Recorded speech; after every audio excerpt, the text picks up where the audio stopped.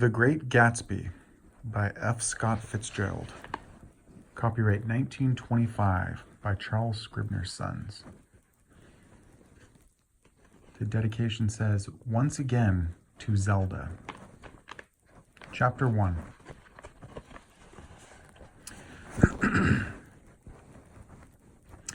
In my younger and more vulnerable years, my father gave me some advice that I've been turning over in my mind ever since. Whenever you feel like criticizing anyone, he told me, just remember that all the people in this world haven't had the advantages that you've had.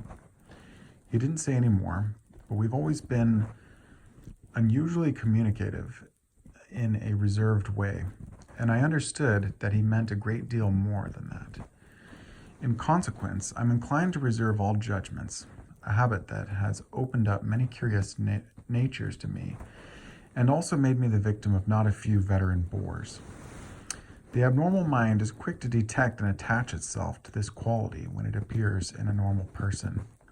And so, it came about that in college I was unjustly accused of being a politician, because I was privy to the secret griefs of wild, unknown men. Most of the confidences were unsought. Frequently, I have feigned sleep, preoccupation, or a hostile levity when I realized by some unmistakable sign that an intimate revelation was quivering on the horizon. For the intimate revelations of young men, or at least the terms in which they express them, are usually plagiaristic and marred by obvious suppressions. Reserving judgments is a matter of infinite hope.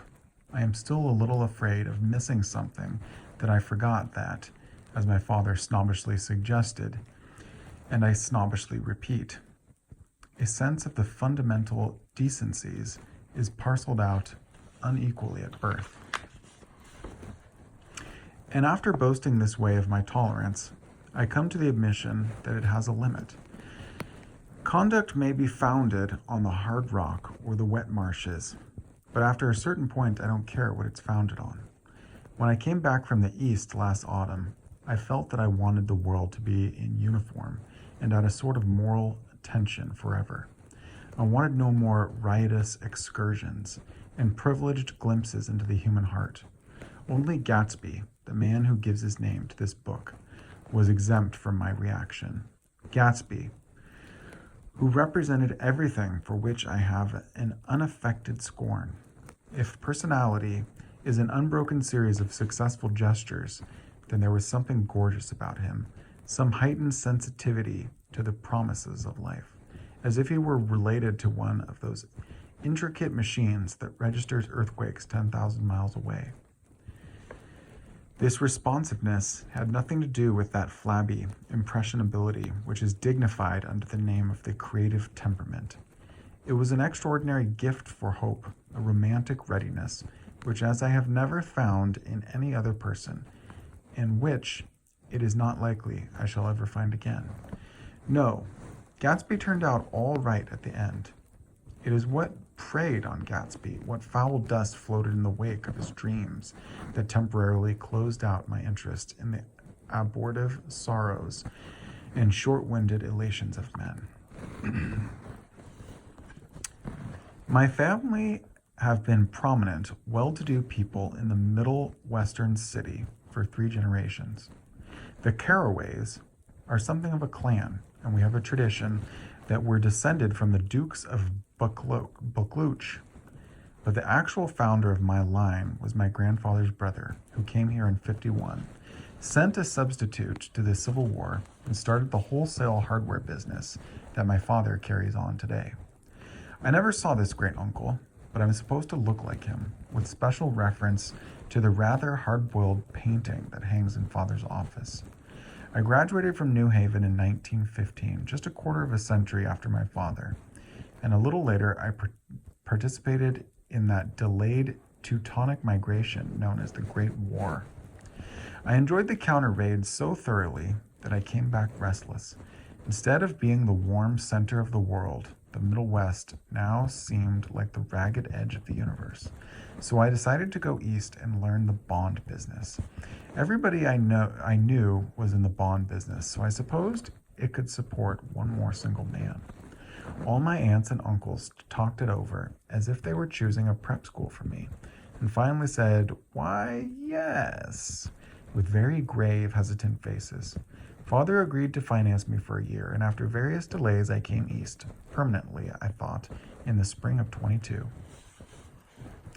The practical thing was to find rooms in the city, but it was a warm season, and I had just left a country of wide lawns and friendly trees. So when a young man at the office suggested that we take a house together in a commuting town, it sounded like a great idea. He found the house, a weather-beaten cardboard bungalow, at $80 a month, but at the last minute the firm ordered him to Washington, and I went out to the country alone. I had a dog, at least I had him for a few days until he ran away, and an old Dodge and a Finnish woman who made my bed and cooked breakfast and muttered Finnish wisdom to herself over the electric stove. It was lonely for a day or so until one morning, some man, more recently arrived than I, stopped me on the road. "How do you get to West Egg Village?" he asked helplessly. I told him. And as I walked on, I was lonely no longer. I was a guide, a pathfinder, an original settler. He had casually conferred on me the freedom of the neighborhood. And so with the sunshine and the great bursts of leaves growing on the trees, just as things grow in fast movies, I had that familiar conviction that life was beginning over again with the summer. There was so much to read, for one thing, and so much fine health to be pulled down out of the young, breath-giving air. I bought a dozen volumes on banking and credit and investment securities, and they stood on my shelf in red and gold like new money from the mint, promising to unfold the shining secrets that only Midas and Morgan and Maecenas knew. And I had the high intention of reading many other books besides. I was rather literary in college. One year I wrote a series of very solemn and obvious editorials for the Yale News. And now I was going to bring back all such things into my life and become again that most limited of all specialists, the well-rounded man. This isn't just an epigram. Life is much more successfully looked at from a single window after all. It was a matter of chance that I should have rented a house in one of the strangest communities in North America. It was on the slender, riotous island which extends itself due east of New York, and where there are, among other natural curiosities, two unusual formations of land. 20 miles from the city, a pair of enormous eggs, identical in color and separated only by a courtesy bay, jut out into the most domesticated body of salt water in the Western Hemisphere, the great wet barnyard of Long Island Sound. They are not perfect ovals. Like the egg in the Columbus story, they are both crushed flat at the contact end. But their physical resemblance must be a source of perpetual confusion to the gulls that fly overhead. To the wingless, a more arrested phenomenon is their dissimilarity in every particular except shape and size. I lived at West Egg, the less fashionable of the two, though this is a most superficial tag to express the bizarre and not a little sinister contrast between them. My house was the very tip of the egg, only 50 yards from the south, and squeezed between two huge places that rented for $12,000 or $15,000 a season. The one on my right was a colossal affair by any standard. It was a factual imitation of some Hotel de Ville in Normandy, with a tower on one side spanking new under a thin beard of raw ivy, and a marble swimming pool and more than 40 acres of lawn and garden. It was Gatsby's mansion. Or, rather, as I didn't know Mr. Gatsby, it was a mansion, inhabited by a gentleman of that name. My own house was an eyesore, but it was a very small eyesore, and it had been overlooked. So I had a view of the water, a partial view of my neighbor's lawn, and the consoling proximity of millionaires, all for $80 a month. Across the Courtesy Bay, the white palaces of fashionable East Egg glittered along the water. And the history of the summer really begins on the evening I drove over there to have dinner with the Tom Buchanans. Daisy was my second cousin once removed, and I'd known Tom in college. And just after the war, I spent 2 days with them in Chicago. Her husband, among various physical accomplishments, had been one of the most powerful M's that ever played football at New Haven. A national figure in a way, one of those men who reached such an acute limited excellence at 21 that everything afterwards savors of anticlimax. His family were enormously wealthy. Even in college, his freedom with money was a matter of reproach. But now he'd left Chicago and come east in a fashion that rather took your breath away. For instance, he'd brought down a string of polo ponies from Lake Forest. It was hard to realize that a man in my own generation was wealthy enough to do that. Why they came east, I don't know. They had spent a year in France for no particular reason, and then drifted here and there unrestfully wherever people played polo and were rich together. This was a permanent move, said Daisy over the telephone, but I didn't believe it. I had no sight into Daisy's heart, but I felt that Tom would drift on forever, seeking a little wistfully for the dramatic turbulence of some irrecoverable football game. And so it happened that on a warm, windy evening, I drove over to East Egg to see two old friends whom I scarcely knew at all. Their house was even more elaborate than I expected, a cheerful red and white Georgian colonial mansion overlooking the bay. The lawn started at the beach and ran toward the front door for a quarter of a mile, jumping over sundials and brick walks and burning gardens. Finally, when it reached the house, drifting up the side in bright vines, as though from the momentum of its run. The front was broken by a line of French windows, glowing now with reflected gold and wide open to the warm, windy evening, and Tom Buchanan in riding clothes was standing with his legs apart on the front porch.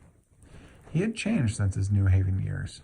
Now he was a sturdy, straw-haired man of 30, with a rather hard mouth and a supercilious manner.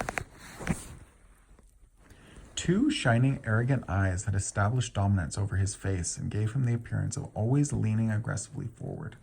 Not even the effeminate swank of his riding clothes could hide the enormous power of that body. He seemed to fill those glistening boots until he strained the top lacing, and you could see a great pack of muscles shifting when his shoulder moved under his thin coat. It was a body capable of enormous leverage, a cruel body. His speaking voice, a gruff, husky tenor, added to the impression of fractiousness he conveyed. There was a touch of paternal contempt in it, even toward people he liked, and there were men in New Haven who had hated his guts. Now, don't think my opinion on these matters is final, he seemed to say, just because I'm stronger and more of a man than you are. We were in the same senior society, and while we were never intimate, I always had the impression that he approved of me and wanted me to like him with some harsh, defiant wistfulness of his own. We talked for a few minutes on the sunny porch. I've got a nice place here, he said, his eyes flashing about restlessly. Turning me around by one arm, he moved a broad, flat hand along the front vista, including in its sweep a sunken Italian garden, a half-acre of deep, pungent roses, and a snub-nosed motorboat that bumped the tide offshore. It belonged to Demain, the oil man. He turned me around again, politely and abruptly. We'll go inside. We walked through a high hallway into a bright, rosy-colored space, fragilely bound into the house by French windows at either end. The windows were ajar and gleaming white against the fresh grass outside that seemed to grow a little way into the house. A breeze blew through the room, blew curtains in at one end and out the other like pale flags, twisting them up toward the frosted wedding cake of the ceiling, and then rippled over the wine-colored rug, making a shadow on it as wind does on the sea. The only completely stationary object in the room was an enormous couch on which two young women were buoyed up as though upon an anchored balloon. They were both in white, and their dresses were rippling and fluttering as if they had just been blown back in after a short flight around the house. I must have stood for a few moments listening to the whip and snap of the curtains and the groan of the picture on the wall.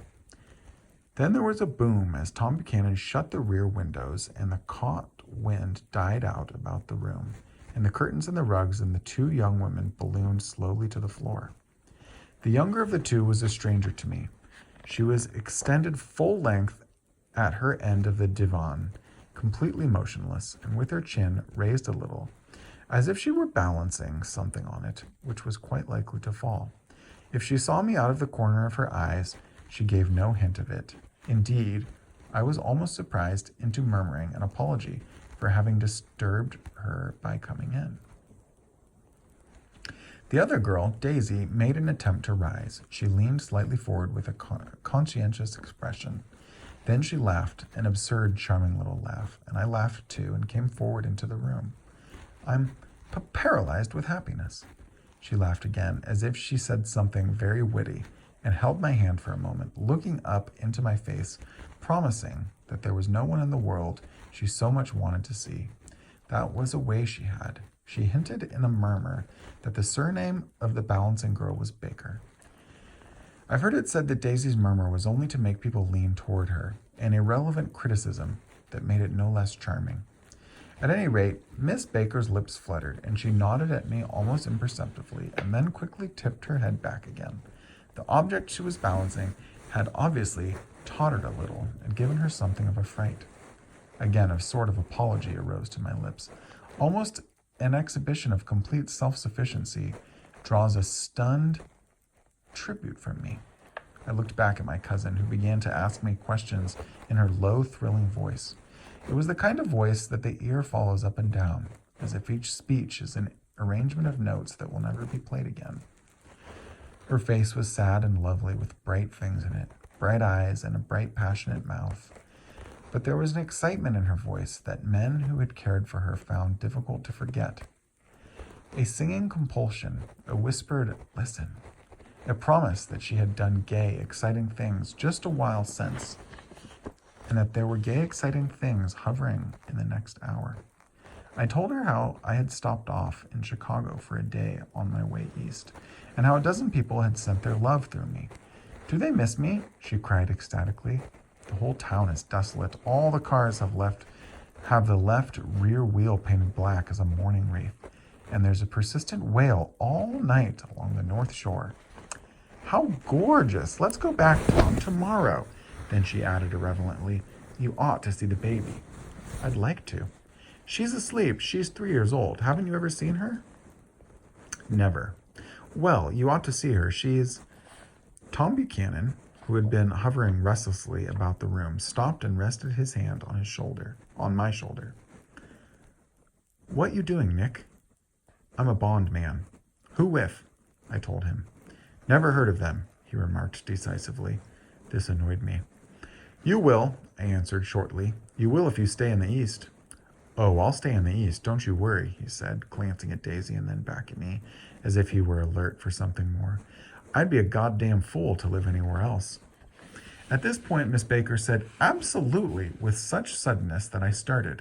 It was the first word she had uttered since I came into the room. Evidently, it surprised her as much as it did me, for she yawned and with a series of rapid, deft movements stood up into the room. I'm stiff, she complained. I've been lying on that sofa for as long as I can remember. Don't look at me, Daisy retorted. I've been trying to get you to New York all afternoon. No thanks, said Miss Baker to the 4 cocktails just in front of the pantry. I'm absolutely in training. Her host looked at her incredulously. You are. He took down his drink as if it were a drop in the bottom of a glass. How you ever get anything done is beyond me. I looked at Miss Baker, wondering what it was she got done. I enjoyed looking at her. She was a slender, small-breasted girl with an erect carriage, which she accentuated by throwing her body backward at the shoulders like a young cadet. Her gray, sun-strained eyes looked back at me with polite, reciprocal curiosity out of a wan, charming, discontented face. It occurred to me now that I had seen her, or a picture of her, somewhere before.